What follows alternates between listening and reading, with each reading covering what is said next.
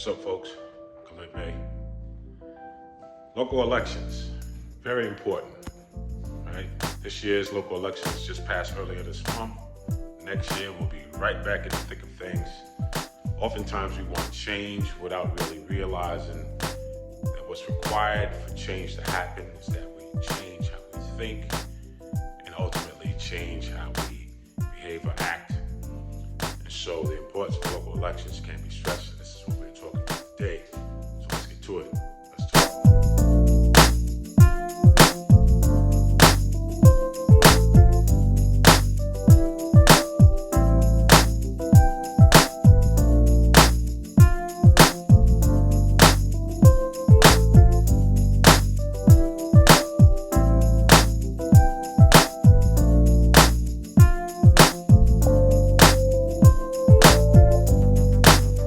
Let's talk. Good afternoon. Romeo here. Yeah, it's been a minute since we've been on, Rob. Yeah, but you did a lot in the meantime. Let me just start right here. I'm going to interrupt you before you get started. This man right here took on a local race, a very important local race for town supervisors. Supervisors, there's 19 towns in our county. There's supervisors all over the state. And Khalid ran for supervisor in a local town race and did very, very well. Exceeded a lot of expectations, ran a great campaign, almost won. Right. Did very well, brought up some other candidates, helped some other candidates that did get over the line and did win in the town. Yeah. And so, congratulations. I appreciate it. That was great. Listen, I don't know if it was FDR or Winston Churchill or just some Irish poet or something, but there was a thing about the man in the arena. You ever hear about that? No. Yeah, it's all about, you can criticize, you can sit here and podcast, you can talk all you want, and you can go on and on and on, but it doesn't mean anything unless you're willing to put yourself out there and be the man in the arena. Yeah, I can see that. Win, lose, or draw. That's right. That is the best That's you right. can be. So That's congratulations, I appreciate that. our I man appreciate Khalid. that. We're going to show you how to politics some more. This guy just did it, So politics is real important, It's showing you how to politic. Well, it's one of the things we talked about before. Local races are very important. That's right. There's a lot of preoccupation with the national elections and which obviously makes sense because of all of the media promotion and the like. But when it gets down to the nitty gritty, it's the people in your town, your village, your city, on your council, and your mayor's seat that impact you most immediately. Yeah, and we really got onto that subject because of the national election last year in 2024, and people were just like put off by the results. Yeah. And what can you do, and how do you go on? How do you go forward from here? And what we were saying right then is more true today than it was then because we just went through it and experienced it. The local elections. We said right from day one. That's right. One of our first podcasts in January of last year. We said, focus on the local elections. That's right. Focus on what you can do right around your home. And now you have, these protests that are going on at a local level, the No King's Day. It's a national movement, so to speak, but it doesn't mean anything unless it happens locally for you. That's right. So, That's right. and now that got everybody kind of thinking about what's happening in our country. And locally, when people come into our cities and towns from the federal government, Yeah. So that was right before this election, and I really think that even though there were a lot of, as they say, elections in blue or purple states, I think that it would have been across the country. People have woken up, and got out and vote. It was the highest vote turnout in our city in 40 years. Yeah. And I think the highest turnout in 40 or 50 years in New York City. Wow. So local elections was something good. Now we got to keep the pedal to the metal for 2026. Yeah, and I think you'll see a lot of this roll over into 26. Obviously now, and a lot of people don't understand. Even though you're talking about more local races, your state races, and you're talking about congressional races, it's still local. You vote for those people local in your respective towns, cities, whatever. Right, exactly right. And so, it's just a matter of ensuring that people understand that and stay active because we're not done. That's right. We're going to get new governors. We're going to get a new Congress potentially, and new Congress either way is going to be new in 2026. And that election campaign season kicks off now. That's right. It kicks off in earnest January 1st, when people, announce their positions, and they have committee meetings, and it all starts in January. That's right. 2026. All right, so let's talk about what do we see coming up in 2026. Let's talk about that. It's the end of the year coming up, and we'll do one or two more podcasts before then. Yeah. What do you think? What do you see? So, I think the Trump effect will still motivate a lot of Democrats to turn out in 2026. I think the maybe most unobvious impact of the changes in Washington, D.C. is the number of independents and non-enrolleds who decided to vote blue. And I think you'll see more of that.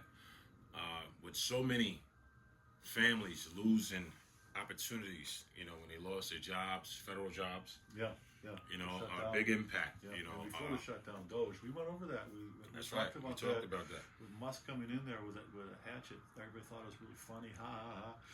That's not the way to do it. Wow. People, I was reading yesterday that if you really study and look at it, maybe up close to 600,000 people may have died this year because of the lack of U.S. aid across the world. That's just, this is life and death stuff that's going on. That these idiots, I mean, I don't say that, but that's what they are. They think that they know it all.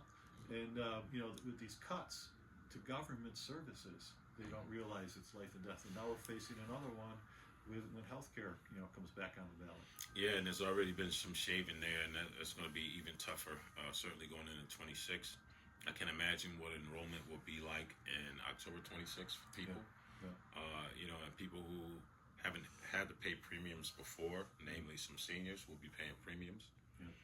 Every month, and it'll just make the wallet tighter. So, on top of the fact that, this administration in D.C. appears to have succeeded in initiating at least 60% of what's talked about in Project 2025, this guy has 3 more years to go. Yeah, maybe.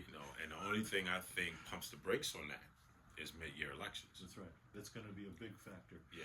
Leading up to that, we've had some rallies. I think that the next thing is this Epstein issue. That's going to take a lot of attention and time, but I think that these victims are going to get some transparency and accountability, and how that falls on this administration, that person, president, in particular, is yet to be seen. Yeah. But I think that there's something, that, and it's not just in this Epstein thing, the victimizations of these young girls, and that sort of thing, but it's also the money that goes on.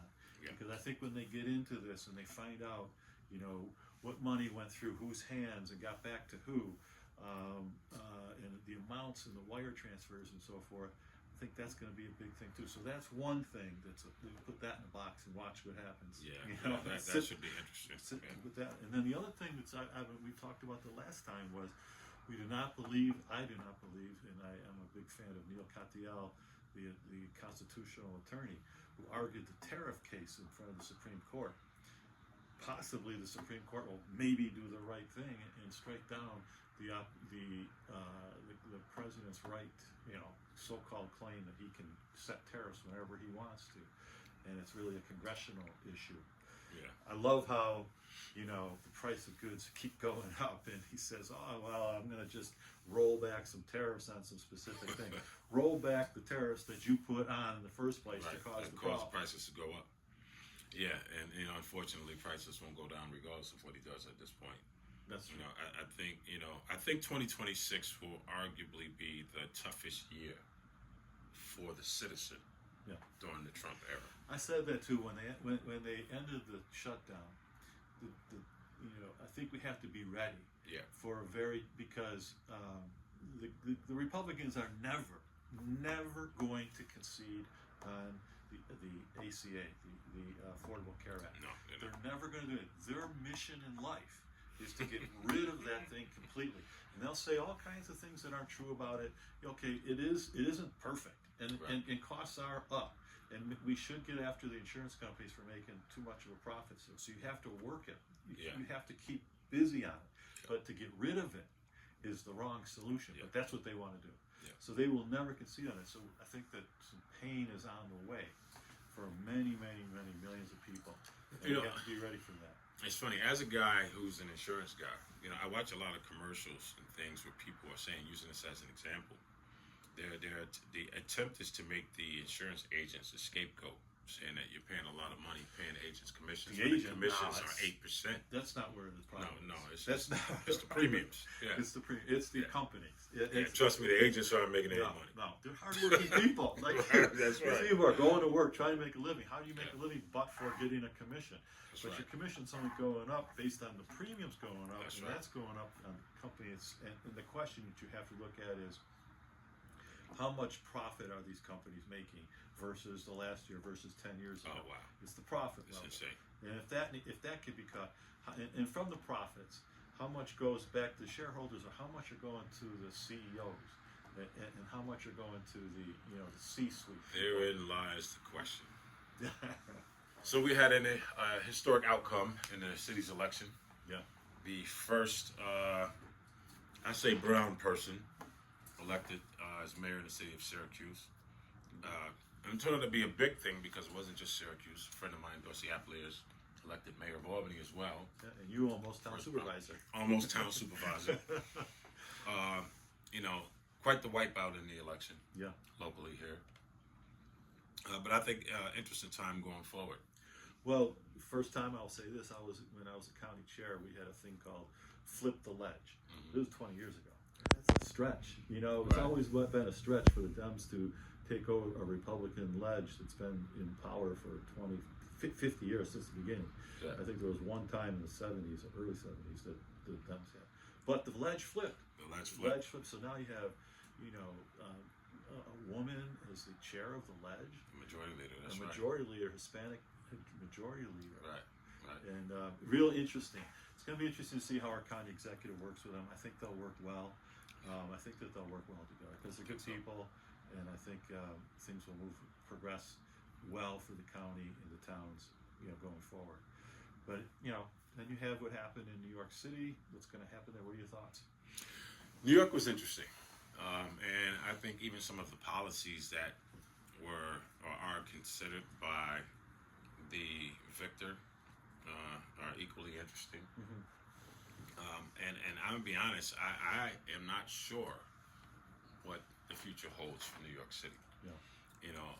Some things, I have different ideas for why I think either person would have been the better person for the job. Right. Exactly. I can You know. see the positives on both sides. Yeah, I can see the positive on both sides. But there are some things that I'm aware of, that everybody's aware of in terms of policy ideas. $30 an hour minimum wage increase. Yeah. And my concern with minimum wage increases is that there's never safeguards put in place to prevent the market cost from going up. Yeah. How do you protect the small business person? That's right. And then, of course, you're putting small businesses out of business. That's for sure. That you can't do. You have to figure out a way to give exceptions to if you have a certain amount of employees or a certain amount of income that you don't have to comply. There's got to be exceptions and workarounds. But in general, you need something beyond $15 or whatever it is to make it to survive. Or if when New York State, for example, and even the city of Syracuse put $15 in place, and it's really the power lies in New York State. Then we have to manage the market. So if the effort is to increase a person's ability to live better, or live in a more cost efficient way, or in a way that leaves them some opportunity to build value, I'll tell you. then the cost can't raise up at the same time minimum wage does. Because otherwise, there's a net zero. It's not zero. You're not getting ahead. And that's all we've seen. Yeah. Yeah. What you're talking about, I will give Zoran credit for this 100%. Last time we talked about, in the last election, the Dems were talking about how we got to lower the cost of living, and we got to, help, working families, manage their budgets and so forth. But Zoran put a word to it, affordability, that is national now. And now even Trump has said the word affordability. And now it's an affordability issue.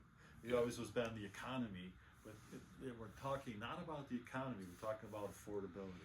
Well, see, that's interesting because we've been talking affordability in Syracuse for at least You have, yes, a decade or more. I can tell you that. And the thing is, I want to clarify this in terms of housing. There's a difference between low income and affordable. Affordable is workforce housing where people can pay $1,200, $1,400 a month. Low income are people who can't pay that amount. Right. So people often confuse affordability with low income, and then they push against it because they think that means that Yeah. you're going to have a whole bunch of That's struggling people coming to your neighborhood. Affordability means $50,000, $60,000, $70,000 a year. That's right. That's So right. let's just finish up with that. I mean, on this next piece here is, I think that now everybody's saying are the Democrats going to be a Zoran party, or they're going to be a Spamberger party, or are they going to be something? And my answer to that is it have to be both. I don't think that the whole national party has to go to the middle, period, and stay in the middle, period. I like the middle. You and I are in the middle. That's okay, right. I like the middle. However, to get the energy from the left, you have to be the left has to be part of the solution. They have to be part of it. So you can't just say, we're going to run against the left and have the run against the middle. Right. I got you. Because you don't have the whole piece of what you need to be successful. You need to find a way to do something together. Yeah, well, it's always my position. I make it clear. I understand why I'm a Democrat, right? And that's because I support the group survival dynamic, right? You have to, allow opportunity for families to flourish. Right. At the same time, I understand that I have to have food in order to share food with you. Yeah. So you have to be right. business oriented. That's right. You have to be business oriented. And this idea of capitalism versus socialism, and I don't know why we can't just get to the understanding that we do not have pure capitalism, and we do not have pure socialism. We've had since World War II, since FDR and the Great Depression, we have a good, healthy hybrid. Yeah. You have things that are socialist, but we just don't call it that. Right. But it is socialism. It is, for sure. And that's why the ACA works, for example, because the idea of just giving everybody $2,000 and saying, okay, you go negotiate with the insurance company, that's not going to work. No, it's not. And not only that, if you've got $2,000 and you're a healthy young person, you're not going to go out and buy your health insurance. No, it's going somewhere else. You go someplace else. Right. So socialism forces everybody to buy into a common product, so it gets spread out over the entirety, so everybody has a share of it, and it's covered. So I mean, you have to have a certain level of socialism. But I hate the label. Oh, okay, they're socialists, or okay, no, they're capitalists. You're not capitalists, first of all.